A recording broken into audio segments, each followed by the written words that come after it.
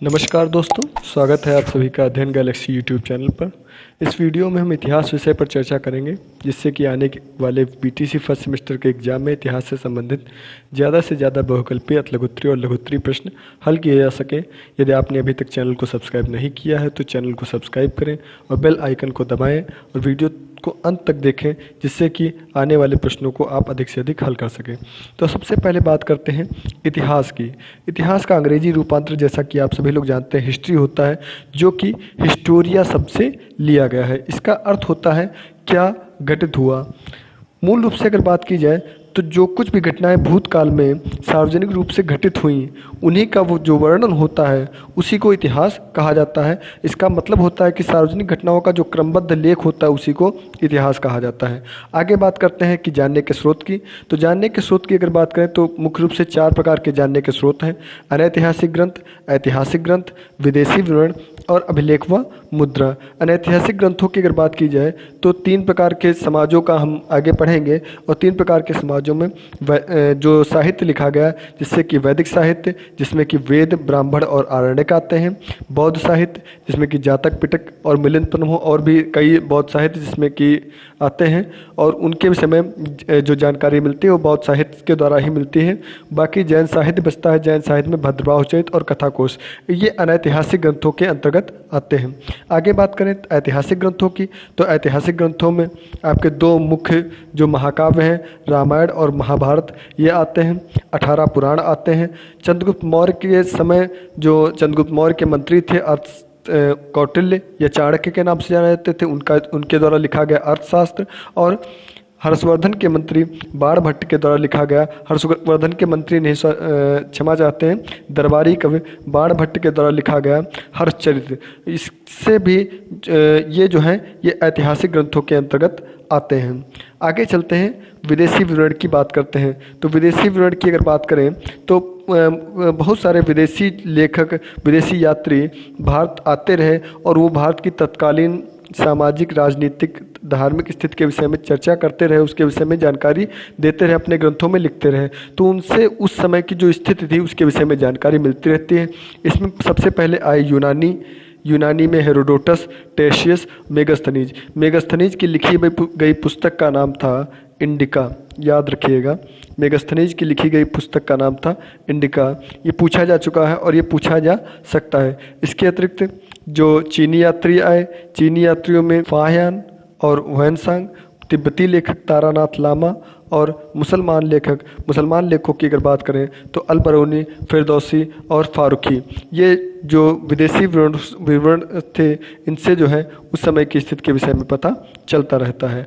आगे चलें, अगर आगे बात करें अभिलेख व मुद्रा की, तो अभिलेख व मुद्रा से जो 3 प्रकार के अभिलेखों की बात की गई है, और 3 प्रकार के अभिलेख में अशोक के अभिलेख, गिरनार के अभिलेख और प्रयाग प्रशस्ति, जो कि समुद्रगुप्त ने बनवाई थी, इनसे उस समय की स्थिति के विषय में पता चलता रहता है। तो ये अभिलेख और मुद्रा की अगर बात की जाए तो जो राजनीतिक शासक होते थे वो एक मुद्रा का प्रचलन कराते थे, जैसे कि स्वर्ण काल में सबसे ज़्यादा गुप्त काल में स्वर्ण मुद्राओं का प्रचलन कराया गया, और उसके अतिरिक्त चमड़े की मुद्राएं, चांदी की मुद्राएं, तांबे की मुद्राएं, तो इनसे उस समय की स्थिति का पता चलता रहता है। आगे अब नेक्स्ट चैप्टर के विषय में चलते हैं। तो बात करते हैं, तो इतिहास में सबसे पहले बात करते हैं तो मानव की उत्पत्ति किस प्रकार से हुई, किस प्रकार से मानव ने पृथ्वी पर विकास किया। तो सबसे पहले जो 3.5 अरब वर्ष पूर्व पृथ्वी का निर्माण हुआ था, और उस पृथ्वी पर 40,000 वर्ष पूर्व जो था वो मानव का उद्भव हुआ था, और जिसे होमो सैपियंस के नाम से जाना जाता था। होमो सैपियंस जो है एक प्रकार का लैटिन शब्द है, जिसका मतलब होता है बुद्धिमान मानव। और जो मानव संस्कृति का जो विकास हुआ है वो मुख्य रूप से 3 युगों में हुआ है, और ये 3 युग हैं आपके पाषाण काल, ताम्र युग और लौह युग। पाषाण काल की अगर बात की जाए तो पाषाण काल, जैसा कि नाम से भी पता चल रहा है, पत्थर पर आश्रित मानव, यानी कि वह मानव जो कि पूर्णतः पत्थरों पर आश्रित था, चाहे वह शिकार के लिए हो, चाहे वह सुरक्षा के लिए हो, चाहे वह भोजन प्रबंध के लिए हो, चाहे वह रहने के लिए हो, हर एक प्रकार से पत्थर पर आश्रित था। और इसीलिए इस काल के मानव को पाषाणकालीन मानव कहा गया है। और इस काल के मानव को का जो विकास है उसको 3 प्रमुख कालों में विभाजित किया गया है, पुरापाषाण काल, मध्य पाषाण काल और नवपाषाण काल, जिसको उत्तर पाषाण काल के भी नाम से जाना जाता है। पुरापाषाण काल के विषय में सबसे पहले चर्चा करेंगे और उसके द्वारा मध्य पाषाण काल और नवपाषाण काल के मानों की तुलना करेंगे, जिससे कि अगर किसी की विशेषताएं लिखने को आ सकती है तो विशेषताएं आप लिख सकें, और अगर तुलना करने को आ जाए तो आप तुलना कर सकें। तो सबसे पहले बात की जाए पुरापाषाण काल। पुरापाषाण कालीन जो मानव था उसका अभी अभी विकास हुआ है, जानवर से इंसान बना है, तो उसमें सबसे ज़्यादा कमियां होंगी, सबसे ज़्यादा प्रारंभिक स्थिति में होगी। सबसे पहले बात करें तो जो पत्थर यानी कि औजार में मुख्य रूप से हथौड़ा और कुल्हाड़ी का इस्तेमाल करता था, और इनका जो रूप होता था वो ज़्यादा सुडौल नहीं हुआ करते थे। मुख्य रूप से शिकार करने के लिए प्रयोग किया जाता था और ज़्यादा सुडौल नहीं होते थे और मोटे होते थे। दूसरी बात की जाए अगर गुफा में निवास की, तो व्यक्ति पेड़ों पर या गुफा में निवास करके रात को बिताता था या जीवन यापन किया करता था। जीविकोपार्जन की अगर बात की जाए तो जीविकोपार्जन के लिए व्यक्ति जो था, वो इंसान जो मानव था, वो पूर्ण रूप से प्रकृति पर निर्भर था। पेड़ों पर रहता था, पत्तियों को खाता था, जानवरों का मांस कच्चा खा जाता था। तो इस प्रकार से प्रकृति पर ही निर्भर था। प्रकृति जो कुछ भी उसे प्रदान करती उस प्रकार से वह जीवन यापन करता था। वेशभूषा के रूप में भी पेड़ों की छाल और जानवरों की खाल को पहना करता था। आगे बात करते हैं तो पुरापाषाण काल के मानव ने आग की खोज कर ली थी। मोस्ट इम्पॉर्टेंट है, पूछा जा सकता है कि आग की खोज किस काल के मानव ने की थी, तो यहाँ पर पुरापाषाण काल के मानव ने की थी। मृतक जो होते थे वो दफनाए जाते थे, और जैसा कि शिकार करना होता था तो लोग जो होते थे वो टोली बना करके रहा करते थे। आगे बात करें तो मध्य पाषाण काल की, तो मध्य का पाषाण काल का जो मानव था वो लगभग पुरापाषाण काल के ही मानव जैसा था, बस पत्थरों की बनावट में अब ज़्यादा सुडौलता आ चुकी थी। यानी कि पत्थर अब पहले मोटे हुआ करते थे, ब्लंड हुआ करते थे या नुकीले होते थे, यानी कि इनका जो होता था वो उनसे जिनसे कि ज़्यादा जल्दी जो हथियारों का प्रयोग करके शिकार को मारा जा सके, इस प्रकार के पत्थर होते थे। बाकी सबका सब जैसा पुरापाषाण काल के मानव का था वैसा ही स्थिति मध्य पाषाण काल के मानव की हुई। जो विकास हुआ वो नवपाषाण काल के मानव में हुआ। इस प्रकार के जो औजार होते थे, इनके जो औजार होते थे वो उसमें चमकदार पालिश पाई जाती थी, ज़्यादा नुकीले होते थे, और अब ये लोग भाला, कुल्हाड़ी इस प्रकार की चीज़ों का प्रयोग करने लगे थे। यहाँ पर एक बात ध्यान रखिएगा कि लोहे का खोज नहीं किया गया था, लोहा नहीं खोजा गया था। ध्यान रखिएगा, किसी प्रकार की धातु का प्रयोग आप लोग नहीं करेंगे। पत्थरों पर आश्रित मानव था, पत्थरों पर ही आश्रित रखेंगे, धातु का प्रयोग नहीं करेंगे। दूसरी बात, मनुष्य गृह निर्माण करना सीख गया था। कृषि कार्य एवं पशुपालन करता था तो प्रकृति पर ही आश्रित, लेकिन अब वह बोना खाना सीख चुका था। ये इम्पोर्टेंट है, पूछा जा सकता है कि कृषि कार्य मनुष्य किस काल के मानव ने सीखा, तो नवपाषाण काल के मानव में। अब भी मनुष्य पौधों से ही अब वस्त्र बनाना सीख गया था, पौधों के रेशे से वस्त्र बनाता था, मिट्टी के बर्तन बनाना सीख गया था। पहिए का आविष्कार इस काल के मानव की सबसे बड़ी जो उपलब्धि थी वो थी क्या, पहिए का आविष्कार इसने कर लिया था। पहिए का आविष्कार से ही इसने मिट्टी के बर्तन बनाना सीख लिया था, और पहिए के आविष्कार से ही आवागमन जो था वो आसान हो गया था, आसानी से आवागमन किया जा सकता था। और लोग जहाँ यहाँ पर टोली बना करके रहते थे, अब लोग क्या होता था, बस्तियों में लोग रहने लगे थे, छोटी छोटी बस्तियाँ बना करके रहने लगे थे। तो इस प्रकार से मानव ने पुरापाषाण काल, मध्य पाषाण काल और नवपाषाण काल के द्वारा मानव ने विकास करना प्रारंभ किया। आगे बात करते हैं तो अब नेक्स्ट चैप्टर पर चलते हैं, नदी घाटी सभ्यता पर। तो नदी घाटी सभ्यता से आशय यह होता है कि नदियों के किनारे जो सभ्यता विकसित हुई उसी को नदी घाटी सभ्यता कहा जाता है।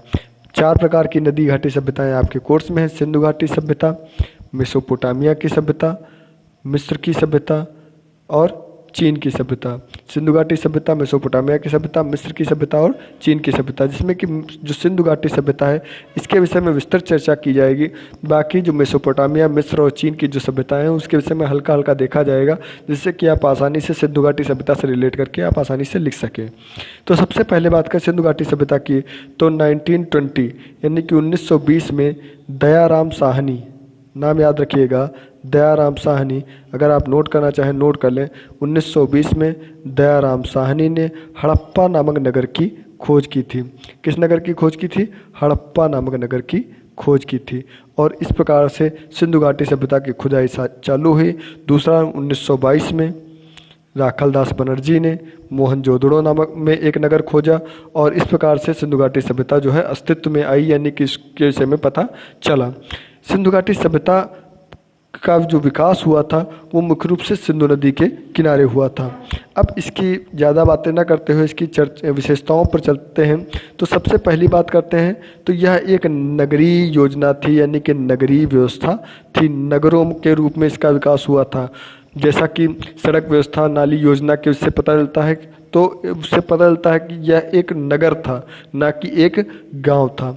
आगे बात करें सड़क योजना की, तो सड़कें जो होती थी वो पूर्व से पश्चिम की ओर और उत्तर से दक्षिण की ओर जाती थी। ये एक दूसरे को समकोण पर काटती थी और एक 11 मीटर चौड़ा मार्ग पाया गया है, जो संभवतः ये माना गया है कि वो ये मुख्य मार्ग माना जाता होगा और इससे जो होती थी अन्य सड़कें मिली हुई हैं, जुड़ी हुई हैं।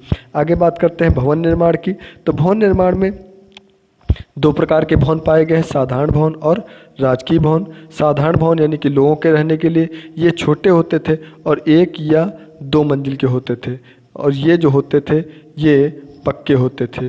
राजकीय भवन जो होते थे वो बड़े होते थे और उनकी लंबाई चौड़ाई लगभग 71 मीटर की होती थी। आगे बात की जाए तो एक स्नानागार पाया गया है मोहनजोदड़ो में। स्नानागार कहाँ पाया गया? मोहनजोदड़ो में। इसकी जो डायमेंशन है उसको याद रखिएगा कि इसकी जो चौड़ाई थी वो 39 फीट थी और जो ऊंचाई थी यानी गहराई थी वो 8 फीट थी। इसके अतिरिक्त एक अन्नागार पाया गया है और अन्नागार जो है 18 मीटर लंबा और 7 मीटर चौड़ा था। तो ये था आपकी नगरीय योजना। क्वेश्चन पूछा जा सकता है तो आप आसानी से इसके विषय में लिख सकते हैं। आगे बात करें सामाजिक जीवन की, किस प्रकार का जीवन व्यतीत करते थे लोग। तो सबसे पहले सामाजिक जीवन की अगर बात करें तो सिंधु घाटी सभ्यता में किसी प्रकार का वर्ग का वर्णन नहीं किया गया है, यानी कि एक वर्गहीन समाज होता था। 2 ही प्रकार के लोग होते थे, या तो गरीब होता था या अमीर होता था।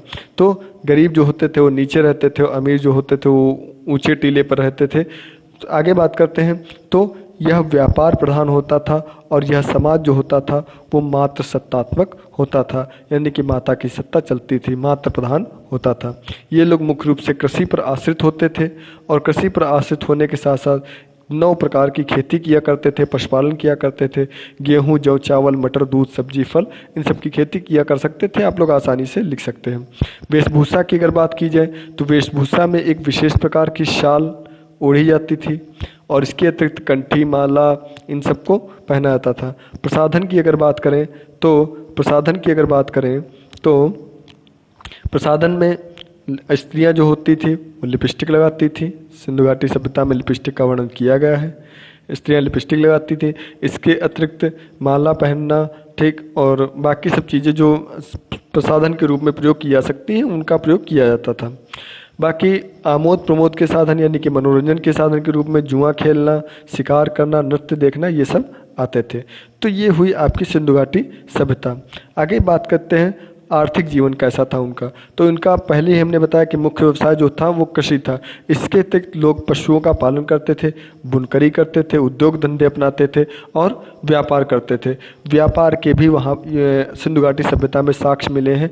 व्यापार के साक्ष्य के रूप में मुहरें मिली हैं पहली बात, और दूसरी बात विदेशों से व्यापार होता था, इसका साक्ष्य मिले हैं बंदरगाह।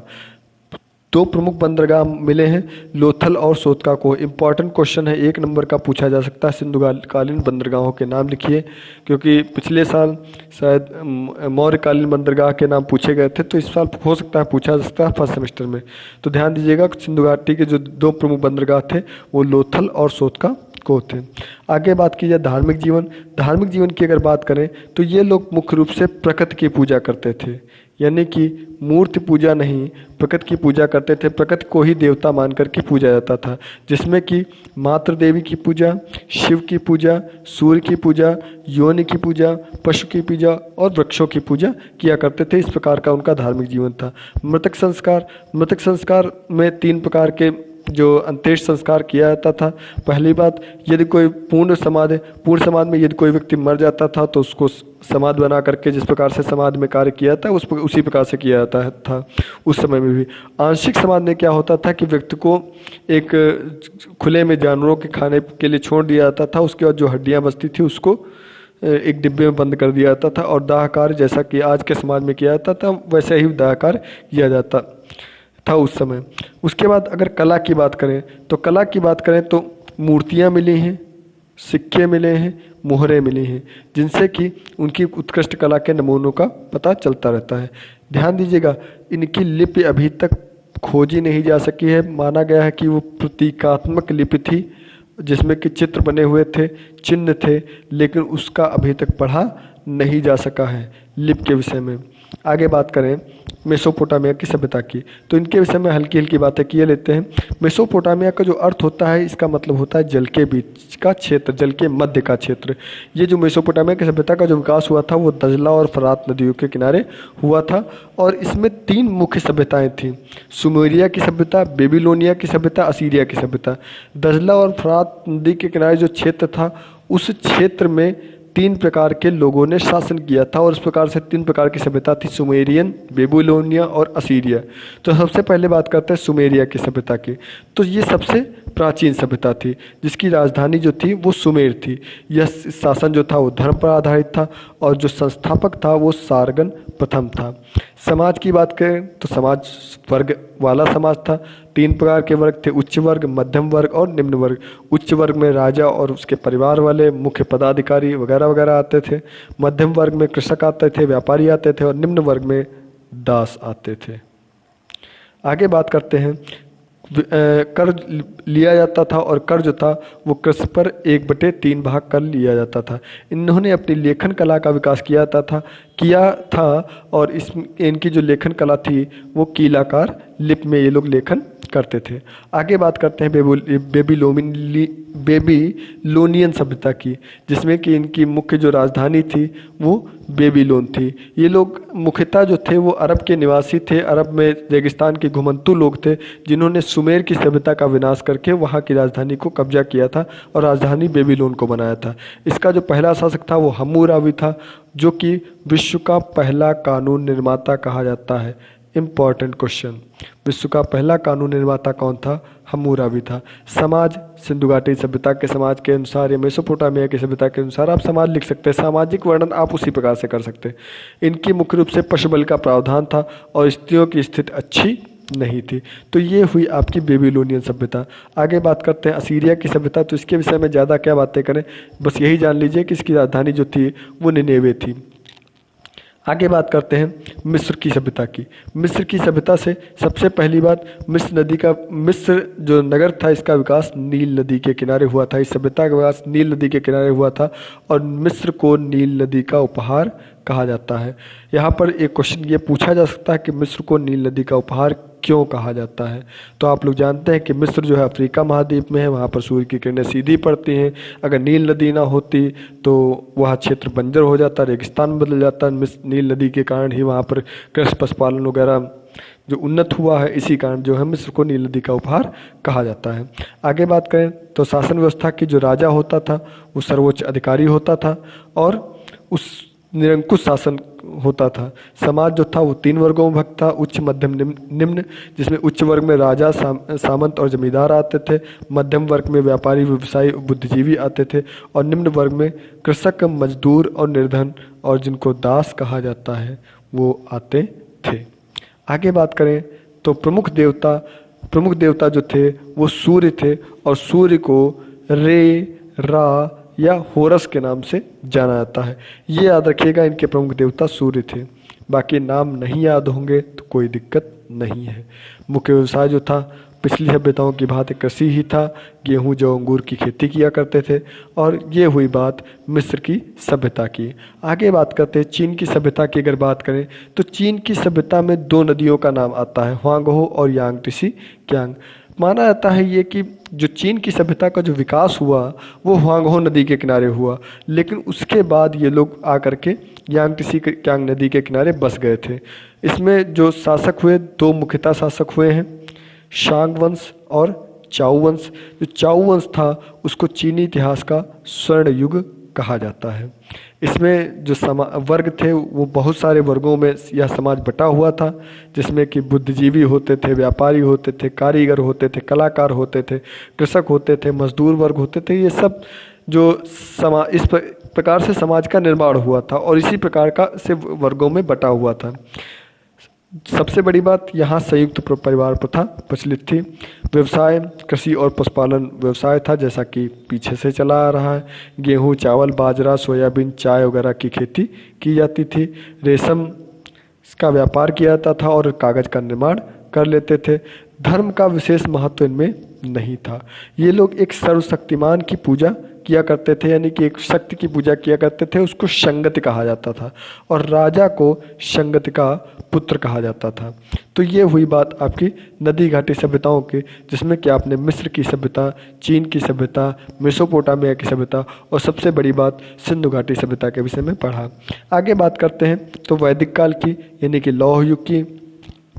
तो वैदिक काल को सबसे पहली बात 1500 ईसा पूर्व के आसपास माना गया है और इसकी जो विवेचना का जो आधार है कि वैदिक काल को किस आधार पर पहचाना जाए या वैदिक काल की सामाजिक स्थिति अब जो उस समय की स्थितियां थी उसके विषय में किस प्रकार से चर्चा की जाए, तो उसका जो आधार है मुख्य रूप से वेदों को माना गया है और ये माना गया है कि इसका निर्माण जो है वो आर्यों ने किया है। अब आर्य कहाँ से आए, इस संबंध में अभी मतभेद हैं और विभिन्न प्रकार के सिद्धांत प्रतिपादित किए गए हैं। तो इसमें सबसे पहले आता है यूरोपीय सिद्धांत।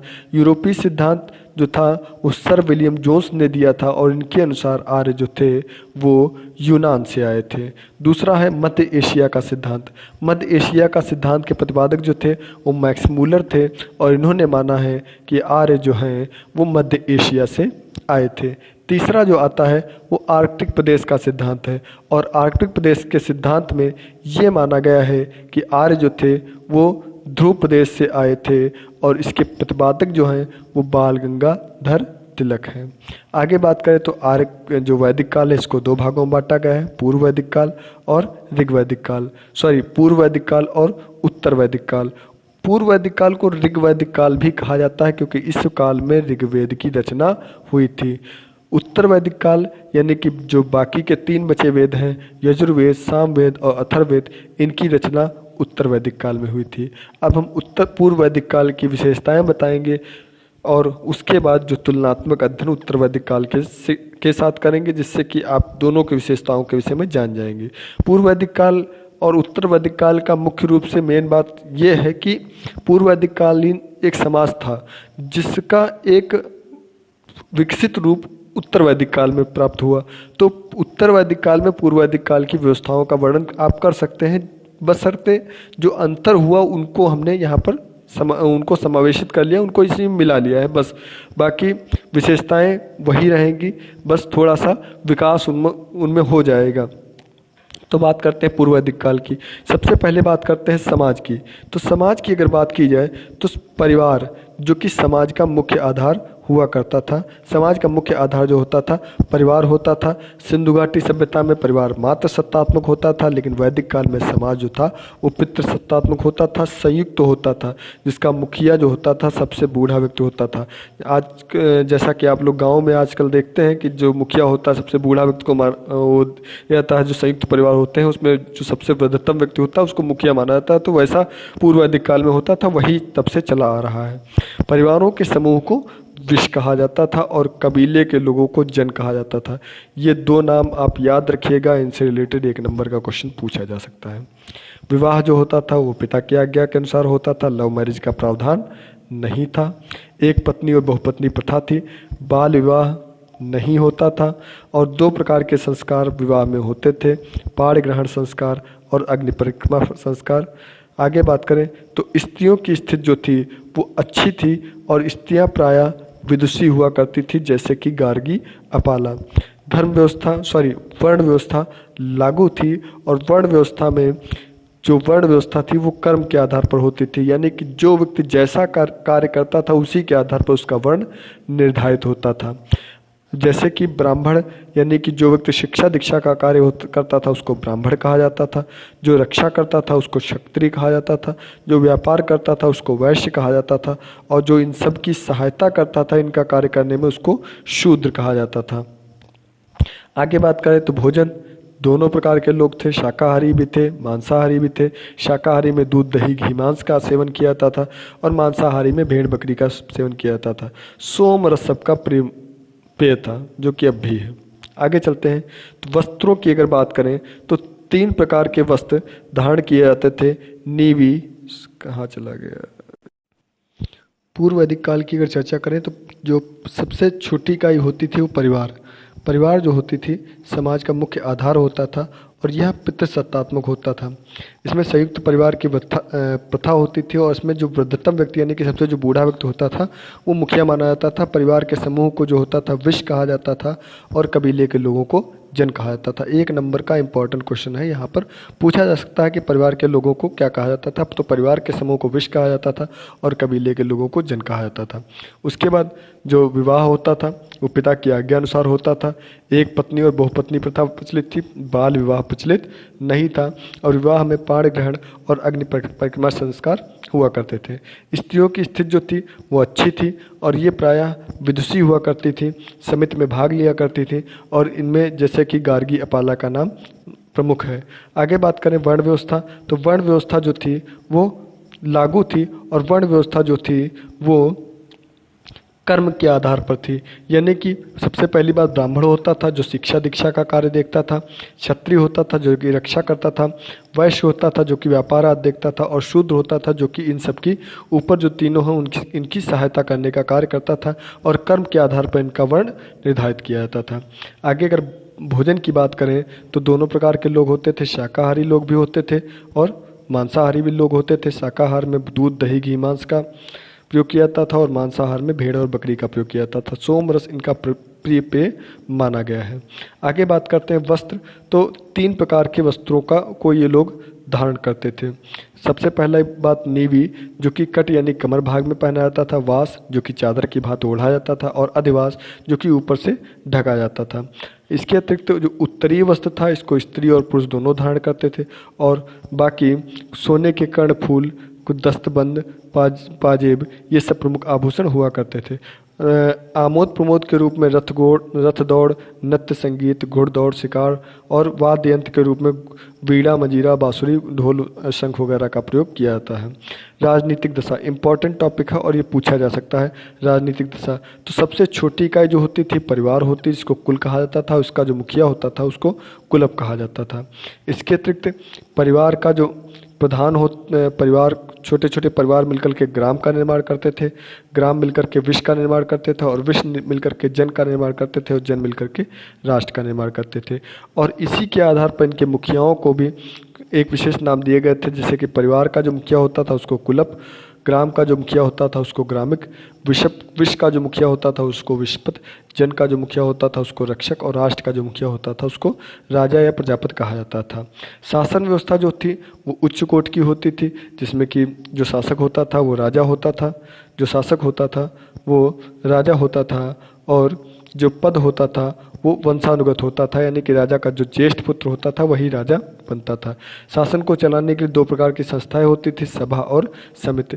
सभा होती थी उसकी छोटी संख्या यानी कि कम ही लोग होते थे और यह उच्च कोट की होती थी, यानी कि उच्च कोट के लोग होते थे जैसे कि राजा और राजा के मुख्य पदाधिकारीगण। समिति जो होती थी वो उसमें ज़्यादा लोग हुआ करते थे, उसमें ज़्यादा जनसाधारण लोग हुआ करते थे। 4 आश्रम की व्यवस्था की गई थी।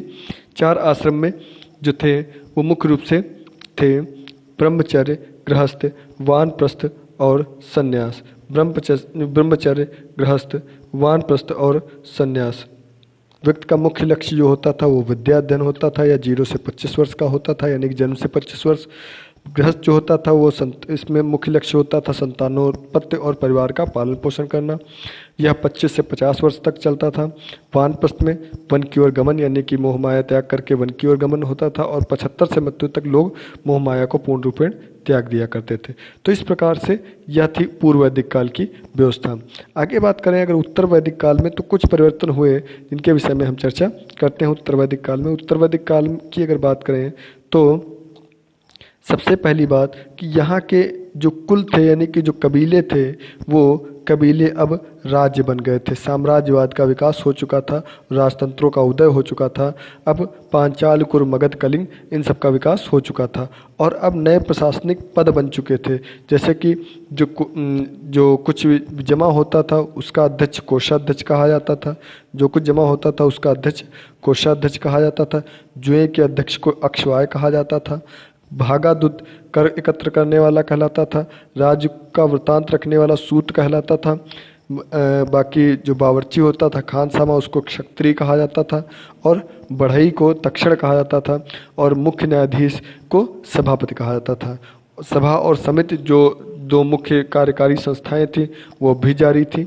इसके अतिरिक्त न्याय व्यवस्था का जो सर्वोच्च अधिकारी होता था उसको राजा कहा जाता था और गांव में जो अपराध होते थे उनका जो निपटारा होता था वो ग्राम्यवादियों द्वारा किया जाता था। कृषि और पशुपालन का विकास हो चुका था। लोग गाय को अगन्य मानते थे यानी कि गाय को न मारने योग्य माना जाता था। बाकी वस्त्र और धातु का उद्योग का विकास हो गया। लोगों लोहे की खोज कर ली गई थी। वैदिक काल में लोहे की खोज की गई थी। यज्ञों और कर्मकांडों का महत्व बढ़ गया था और तप का महत्व बढ़ गया था। तो ये बात हुई उत्तर वैदिक काल की, जिसको आप पूर्व वैदिक काल से रिलेट करके लिख सकते हैं। अब एक नंबर के प्रश्न जो वैदिक काल से पूछे जा सकते हैं इनके विषय में बात करते हैं। तो वेदों की संख्या जो है वो 4 है, जिसमें कि सबसे पहली बात ऋग्वेद की। ऋग्वेद में 10 मंडल हैं, 1028 सूक्त हैं और 10,580 ऋचाएँ हैं, जिसमें कि जो ऋग्वेद में उस समय की जो सामाजिक और राजनीतिक परिस्थिति है उसका वर्णन किया गया है। यजुर्वेद की अगर बात करें तो यजुर्वेद में यज्ञ के संबंध में जो कुछ विधान है उनका वर्णन किया गया है। यजुर्वेद को 2 भागों में बांटा गया है, शुक्ल यजुर्वेद और कृष्ण यजुर्वेद। शुक्ल यजुर्वेद में श्लोक की बात की गई है और कृष्ण यजुर्वेद में श्लोकों की व्याख्या की बात की गई है। आगे बात करते हैं सामवेद की। तो सामवेद में 1549 या 1810 श्लोक हैं जो कि यज्ञ के समय में गाए जाते हैं। ये पद्य में है। यजुर्वेद गद्य में है, सामवेद पद्य में है। अथर्ववेद की अगर बात करें तो इसमें 20 मंडल, 731 ऋचाएँ, 5839 मंत्र और ये तंत्र मंत्र टोटका के लिए मेन रूप से बातें इसमें की गई हैं। उसके बाद वेदों की जो व्याख्या है वो ब्राह्मण ग्रंथों में की गई है। वेदों की व्याख्या ब्राह्मण ग्रंथों में की गई है और इसमें ब्राह्मण ग्रंथों की अगर बात करी तो कौशितकी और ऐतरेय ये 2 ऋग्वेद के मुख्य ब्राह्मण ग्रंथ माने गए हैं। आरण्यक में जीवन, मृत्यु और आत्मा के विषय में बात की गई है। उपनिषद में ब्रह्म और आत्मा के विषय में बात की गई है, जिसमें कि मुख्य उपनिषद माना गया है 300 है, जिसमें कि मुख्य उपनिषद जो है वो 12 है। वेदांग, ये वेदांग वेदों की व्याख्या करते हैं, उनकी संख्या 6 है। उपवेद, प्रत्येक वेद का एक उपवेद है, जैसे कि ऋग्वेद का आयुर्वेद, यजुर्वेद का धनुर्वेद, सामवेद का गंधर्व वेद और अथर्ववेद का शिल्प वेद। बाकी 18 पुराण हैं और 18 पुराणों के 18 ही उपपुराण हैं।